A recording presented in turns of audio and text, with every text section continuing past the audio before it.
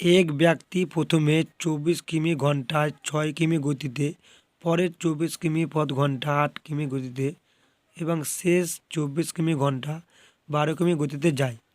সমগ্র যাত্রাপথের গড় গতি ঘন্টা কত? দেখো খুব অঙ্ক। 24 কিমি যায় কততে?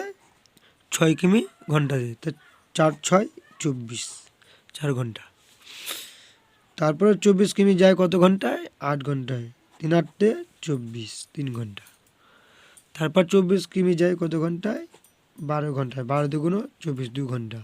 তাহলে কত পেলাম? এই তিনটাকে যোগ করো। 4 ঘন্টা প্লাস 2 ঘন্টা প্লাস 2, 4 আর 3 7 আর 2 9, 9 ঘন্টা পেলাম। ঠিক আছে, কিমিগুলোকে যোগ করে নাও। কত কিমি আছে? একটা 24, 24 প্লাস 24, 3 24 72। কত? 3 24 72। তাহলে 72কে এই 9 ঘন্টা দিয়ে ভাগ করে দাও। 8 9 72। তাহলে কত অ্যান্সার? 8 কিমি পার ঘন্টা। তাহলে এদের সমগ্র যাত্রাপথের গড় গতি ঘন্টা কত পেলা? 8 কিমি পার ঘন্টা। ঠিক আছে, দেখো অপশান সিতে অ্যান্সার আছে। এটাই অ্যান্সার, খুব সহজ নিয়ম, বুঝলে?